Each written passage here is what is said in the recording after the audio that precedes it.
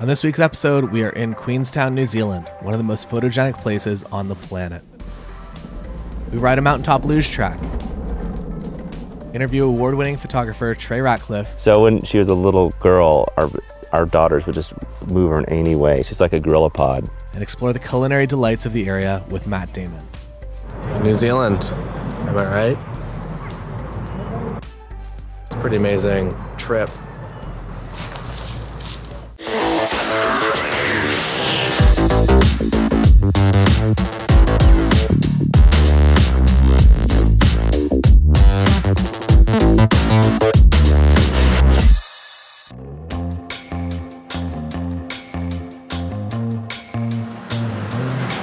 Just landed in Queenstown, New Zealand after 20 hours on an airplane.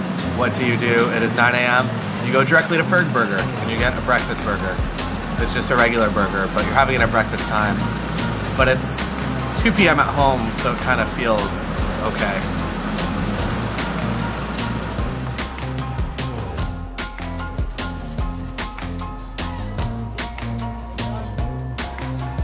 After enjoying a breakfast burger, we meet up with the international man of mystery and Matt Damon lookalike, Mike McCauley, for a very New Zealand thing, second breakfast. We checked into our hotel, and this is definitely one of the best views in the world that you can have for under $200. I've also changed my shirt because during breakfast, Mike McCauley said, "That's funny. I didn't recognize you without the shirt you wore for the entire Antarctica trip." So I said, "That's funny. Your performance in the latest Jason Bourne film was not that inspiring." Because he looks like Matt Damon. Then he said, "That joke's getting kind of old." Then I said, "This is a teapot full of liquor." Queenstown has a multitude of bars and restaurants. This one is called the World Bar. It serves sharing cocktails in ornate tea kettles. Steam. These are cauliflower wings. Any vessel to get hot sauce in my mouth, I will accept. While Mike refuses my generosity, let's check in with local resident Trey Ratcliff to see why he chose to live in New Zealand. I knew that traveling made me a more gentle person, and I wanted the same thing for my family. So we went on this worldwide hunt, like take the family on a grand adventure.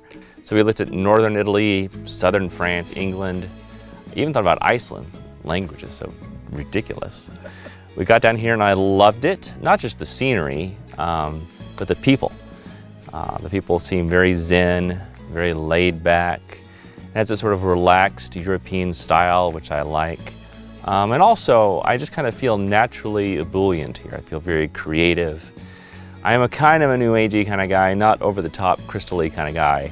But they do say there's these ley lines, these energy ley lines, and people just come here and they just feel happy for some reason. And I certainly feel very happy and creative here. The city also features a gondola that will take you up to a luge track. Very Mario Kart, very worth doing. Game begin. Coming in hot. Drafting.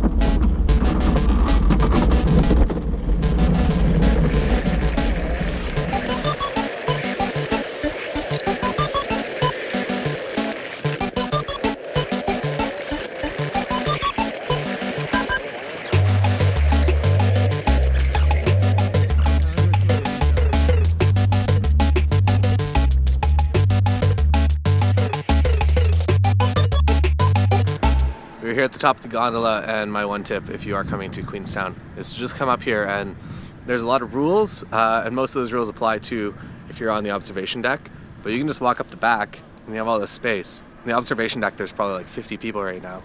Up here there's like maybe 10 of us. And you have all this space. You have a picnic table, you have solar powered garbage facilities, you have a luge track, you have a webcam, you have a chairlift. I'm photographing, I don't know what it's called, it's a mountain. We're up here waiting for the lights to come on in the city to balance the ambient daylight. And that's kind of the shot that I want, that blue hour shot, lights on, twinkly, lovely, twilight, remarkables this way, this mountain range this way. We should have found out what that mountain range is called. I'll look it up right now. The way that the water's rippling kind of makes it feel like it's already kind of blurred and you've already run a 10-second exposure on it. And same with the clouds too, the way that they're kind of wispy and linear. I think it's pretty cool. Very easy to do handheld. I'm going to shoot the Remarkables right now with 70-200 and wait for kind of the perfect time with that. And then we're going to go down lower and get the city shot with the 16-35.